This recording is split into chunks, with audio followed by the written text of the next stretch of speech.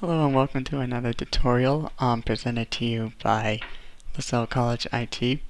Today we're going to learn how to use self-service. So to access self-service, you can either use Firefox or Internet Explorer. Most of the computers here at Lasell College use Internet Explorer as their default browser, but you can also use Firefox. So open any internet browser that you wish to use, and you should have this page come up, which is the Windows Security Login to get into my Lasell. So just type in your username and password, and we'll continue from there.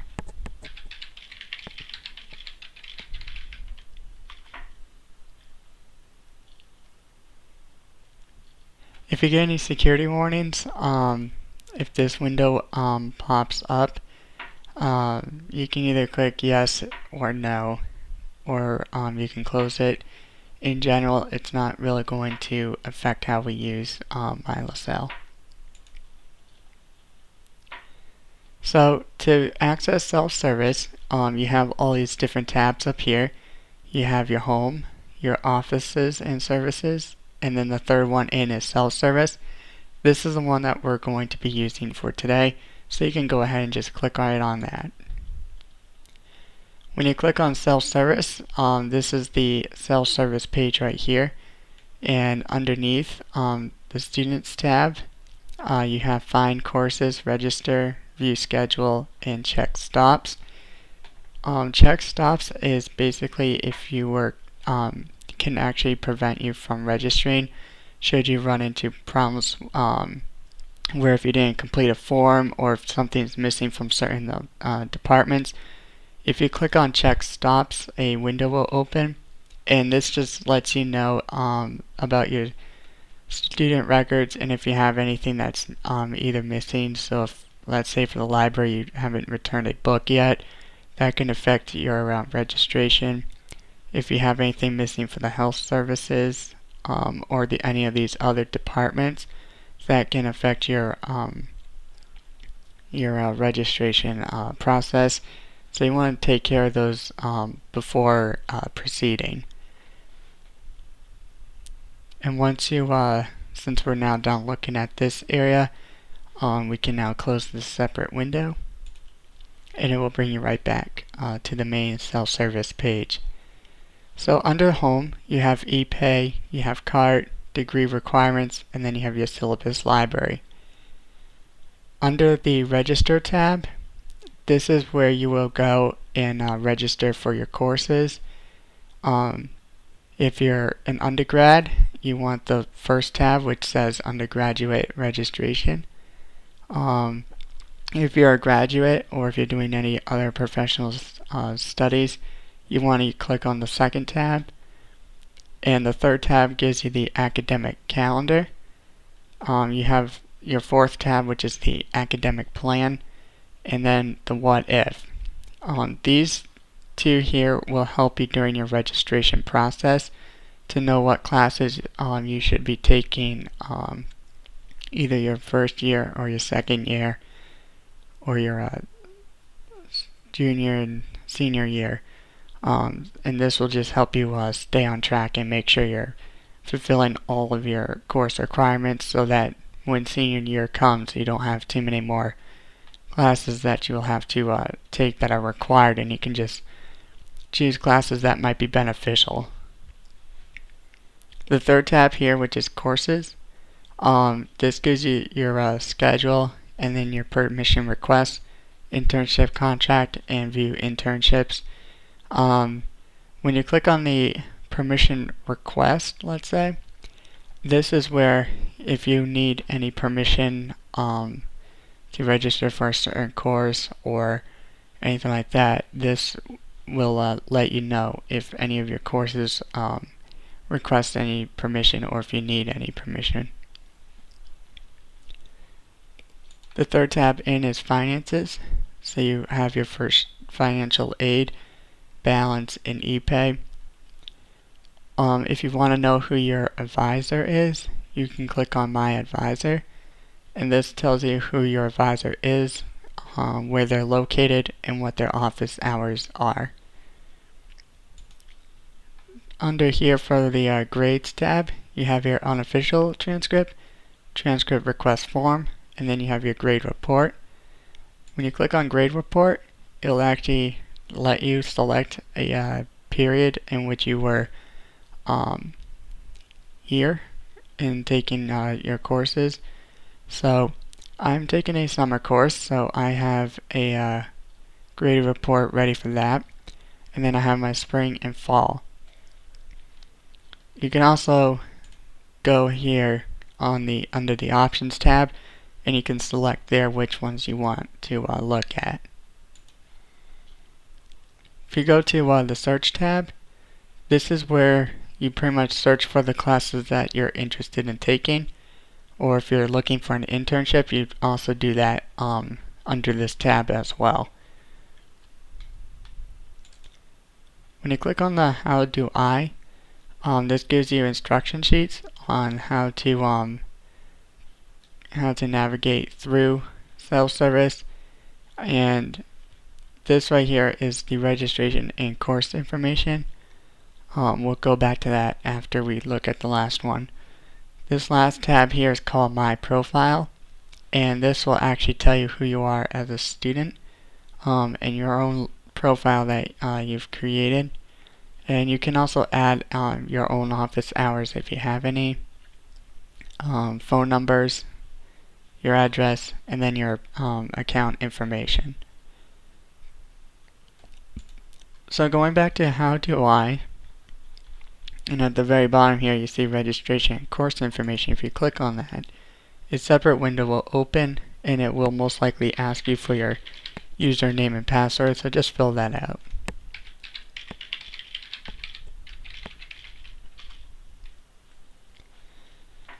And then we'll maximize the window so that you can see it better. So under here, you have your academic calendar for 2012 and 2013. When you click on it, a separate page will open.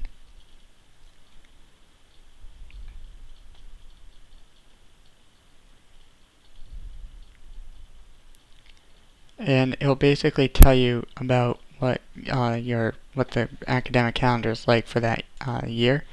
So you can access it through that way. And then you have your undergraduate tab, where you have registration information for the fall 2013, new courses and course descriptions. You can access it through here. And then you have your 2013 course offering undergraduate, and you also have summer course offerings for undergraduate, and you also have a course schedule worksheet grid. When you click on this, you'll receive a blank document of a schedule that you can actually print out and work on separately, so that when you do go and register, it'll be much more easier and organized, because it'll already be set up in a schedule similar to what you have already. So let's click on self-service again, and we'll go right back to this page. So let's go under register. Let's go under undergraduate registration. So right here, it's letting me know that I am not eligible to register at this time, since I already am. Let's go under academic calendar under the registration tab, and right here is the calendar for 2012 and 2013. But they do have the 2013-2014 academic calendar, which you can open up as a PDF file. And this is the calendar, so you know when when your classes begin, or if you're an undergrad, when you need to be here at Lasell for the opening. So Lasell Laser Welcome Weekend starts on Friday, September 6th, and it goes through, it looks like, until Saturday, September 7th, and then pretty much have, and then you can also look at this calendar throughout the year, and some professors will even include it in their syllabus, some important dates that you might need to know as you're going through. So let's go back. And let's go under courses. So if you click on schedule, you'll see on the side tab here it says student schedule. If you click on that, it automatically brings you right to your schedule for either spring, summer, or fall. So this is the fall 2013 schedule, and it automatically it's set to that. So these are the different courses. The blue one are the courses that you have registered for. If you have any courses that are orange or green, that means you have not registered for them, or if you're on the waiting list if it's orange, or if it's pending or holding. And anything that's green basically means it's still in the cart and you haven't fully completed your registration process. So you can view it in either grid mode, or if you click on text, it'll actually show you all your courses in an, I think, easier way. And it tells you what course you registered for, the credits, what type of course, if it's a regular course, and then it tells you the schedule in which that class is expected to run. Most classes run for about 50 minutes. It tells you who your instructor is, what their office hours are, and where they're located. And you can also see the duration time, basically when it starts and when it will end. So this particular class will end on September 9th. Well, actually starts on September 9th and it ends on December 19th. And that's the same for all of these other courses. And then at the very bottom, it'll tell you how many courses you registered total, how many total credits there are, and it will also tell you your academic information as well as your advisor.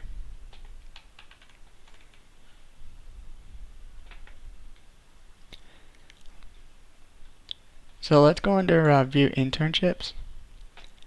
Since I have nothing for internships yet, this area is blank. But if I was to take an internship, there'll be information here readily available for me. Let's go under Finances, and let's go under Financial Aid. Here it tells you about financial aid, and if there are certain forms that you need to have filled out. Tells you about any scholarships or grants. Tells you the deposit. And then if you click home, it'll bring you right back here to this page. And to view your schedule quicker, you can just go directly here to the View Schedule tab, and this will automatically open right back up instead of having to go through the process to actually get to it. So it's a little shortcut that I like to use. Now, when you're done in self-service and you've completed your session, you can log out just by going up to the very top of the page where it says Log Out. That's the third tab. Just click on that, and it'll let you know for security reasons that you want to close your browser. So you click on that, and then this window will open up saying you're trying to close the window, and you want to say yes. And because I already had another self-service page already up, it basically just logged me out of that other session and just brought me right back here. So under courses, what you'll have to do is log in using your username and password.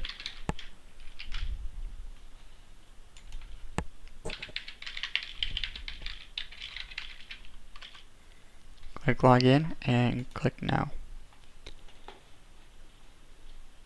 So now if you want to do like a section search on a particular course, you will go over right to this search tab here, and then you can either do course catalog, section search, internship search.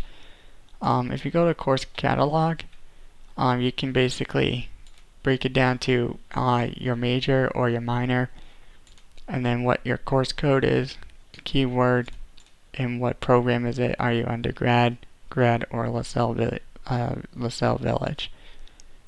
The other way you can do it is by going section search, and you can click on traditional, because that's what you are in undergrad. So traditional, it's just another name for undergrad. So you type in your course code. You can click on semester. So if we went to fall 2013, and let's do main session, and let's say we did a course code, you would click in there in that box, and then you can do a search. So if you're searching for history, you just put HIS, and then you can just put in whatever number that you want to use, and then click search.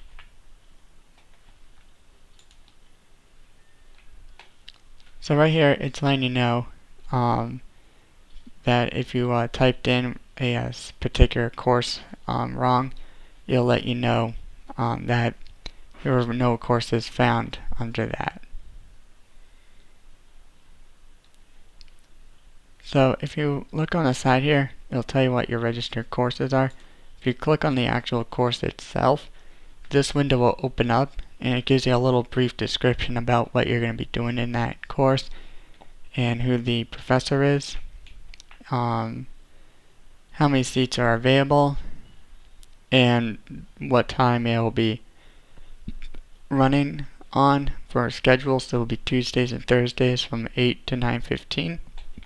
And it tells you that it's in the Brennan Library Gregorian room, which is downstairs in the at ground level. And then it tells you how many seats are remaining. So there's currently 5 seats remaining, and it's still open. So you can close that. So let's go back to section search. So we'll just click back. Alright, so if we click on HIST, since now we know that it needs to be there needs to be a T at the end, and that's the abbreviation for history.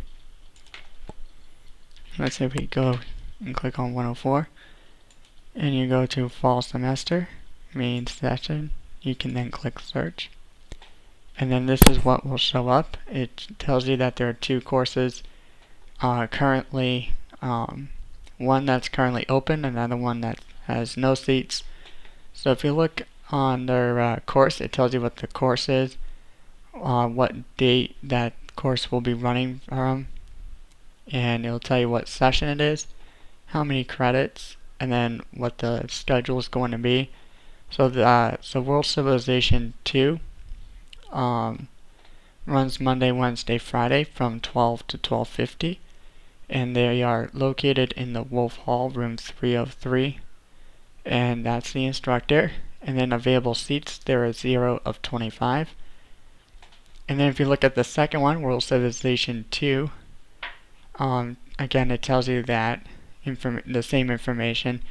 The only difference is that the schedule for this one is that it's Monday, Wednesday, Friday from 2 to 2:50 with the same professor, and that there's currently 8 of 25 seats available. Now since this course is available in terms of seating, it has an add button. Since this one is completely filled, there is no add button, which means if you wanted this course but you realize now it's actually empty, you want to make sure that this one will fit. And this is where registration can get pretty tricky, because there'll be times when you'll have a particular class that you want to take, but it might not be available or completely filled. You'll then have to look at this class and hope that it fits within your schedule, and if not, then you have to make sure you have alternatives as well.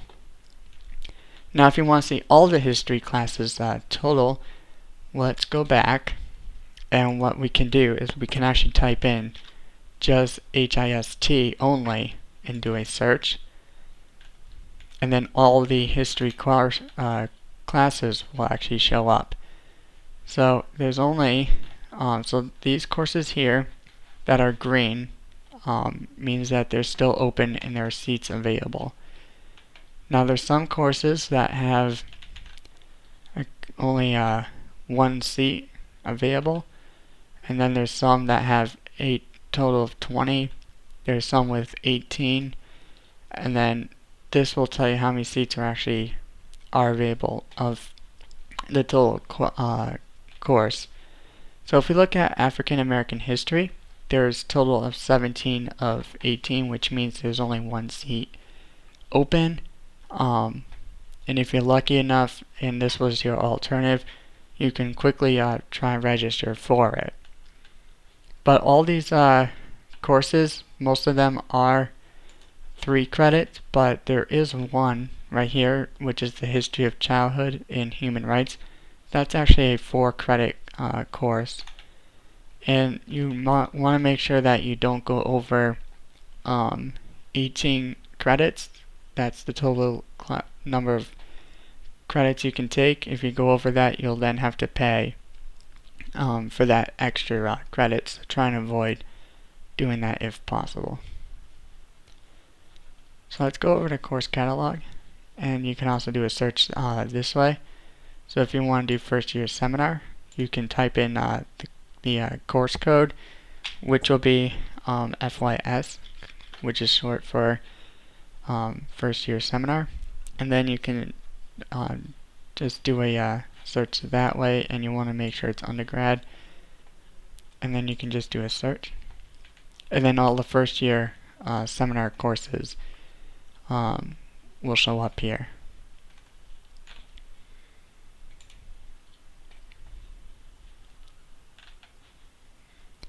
And then underneath each one, it also tells you some information about the FYS class.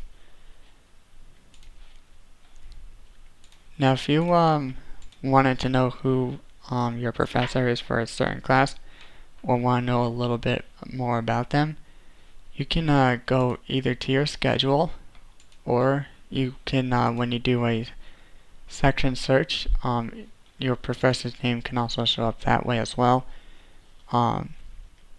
So if you want to know who your professor is for a certain class, or a little bit about their bio if you're interested, so let's say we do a comm course, and again we want traditional, you don't want both. You can do search. So if you want to know a little bit more about the instructor, let's say for Understanding Mass Media Comm 101, underneath the instructor's name there's a little tab underneath called View Bio.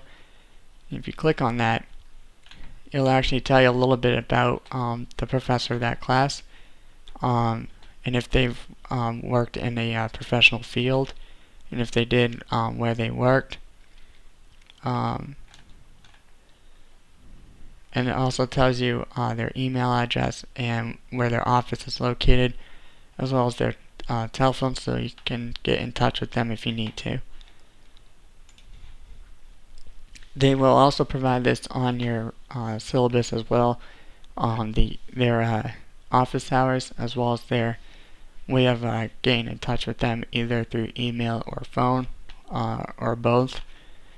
Most of them usually do better through email, especially if they're not in the office at a certain time.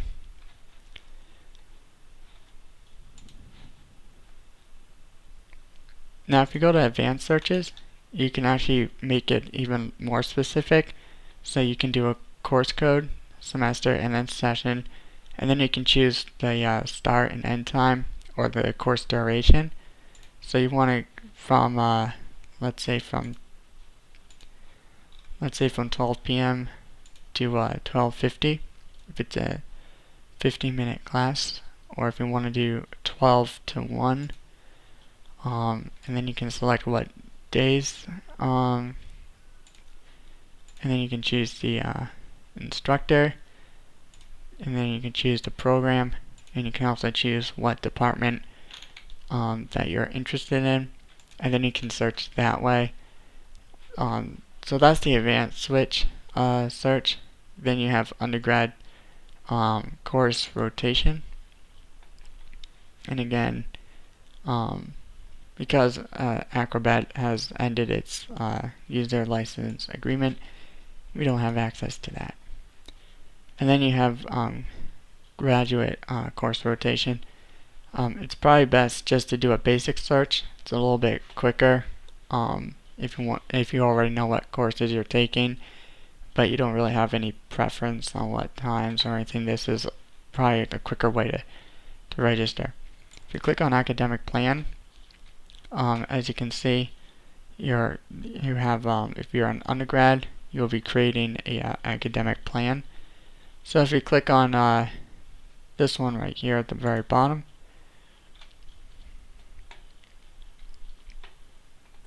this lets you know that this is what your concentration is. Tells you total credits minimum, your credit maximum, and tells you your GPA and your overall. And then it tells you what courses during your first year that you completed, and it tells you if you passed. And then if you go down to writing, it tells you what English course that you have taken so far. And because this one here was a lab, this one was actually didn't have any credits because it actually went along with this course. So if you have this, don't worry about it. That's just letting you know that it's the credit for it was minimum, but it's really this one at the same time. So this was like an extra thing that they included for English classes. And then down here it tells you the aesthetics. So if you've taken an art or an English, and then it has you then it tells you that what history courses you can take. If you see a little timer right here, if you highlight it, it just lets you know it's in progress, which means you'll be taking this at some point. So it's just letting you know that it's in progress.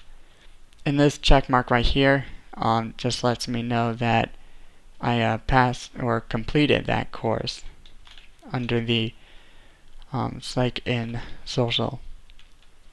And then for science, same thing. It'll also let you know if you've completed that course or not. So the courses that I've completed are the ones with the check marks. The ones with the timers or sand timers just lets you know that it's in progress. But once you complete it, you'll have those two check marks letting you know those two courses are completed, and then you can continue on in searching for other courses that you need to complete. And then if you don't see anything, that means you haven't taken those yet. Or if you don't need to take them, you're all set.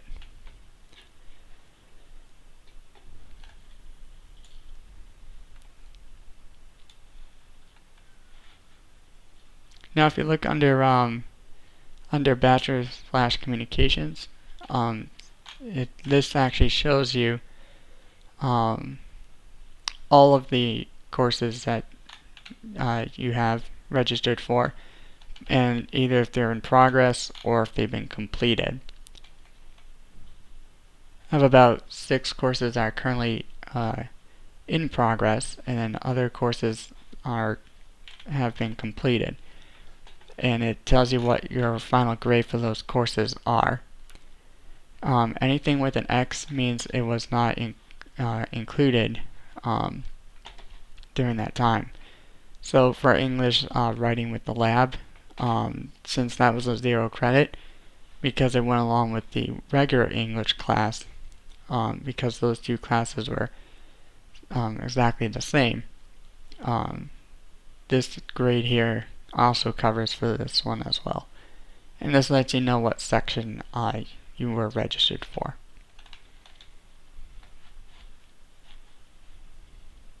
If you go under the what if plan, if you created a what if plan, this will help you if you are nearing your end at Lasell towards your junior or senior year. It's best to start this during your first year. You can see if there needs to be a change in a course, or if you're dropping one because you've already done it, or if it's not needed. You always want to have a what if plan. If something should all of a sudden change, you can go ahead and create a what if plan, and that'll just let you know, what if I took this course instead of that one? Is that going to affect anything? So it's best to create one. For first year students, you'll probably be doing that during a tutorial when you meet with an advisor, peer mentor, and they will definitely go through this with you, just so you know how to create one if you are interested. It's highly recommended to create one in your first year, so that when it comes time towards the last 2 years of college, you can see if you were on track or if you were going to change something around. It's best to have a place where you can go and see if you made a change and if that caused any problems. So the what if plan is good to create one. So to create one, and I'll quickly go through this. Click fall 2013 undergraduate, and then let's say and then you just click on whatever degree you're taking. So I'm doing one in communications, and if you click create, it'll just let you know that you can go through the process now, and you can add courses to this so that you know which ones could be see what courses in that department you want to either drop, or if you want to add one, as if that's going to cause any problems. So it basically takes away the questions that you might have, and you'll be able to answer easily what you want to use those for. So that's the what if plan. And then if we click, and now since we are done with our session completely now with self-service, you can just go right up here, click log out, and it'll let you know to close the browser. So you just click on that, and then if you do want to close this window, click yes, and it brings you right back to where we started. So that's a little quick tutorial about self-service. And if you have any questions, feel free to contact either the registrar's office, and they can help you out with the registration process, or if there's any stops, feel free to check. I would say maybe close to when it comes time to register, I would check stops to make sure you don't have any. It's best to not have any so you don't have to worry about it when registration comes, because that can sometimes slow down your registration process. So that's pretty much it about self-service. If you have any questions, or if there's any problems related to self-service, either contact Lasell IT or the registrar's office, and we'll be more than happy to assist you. Thank you.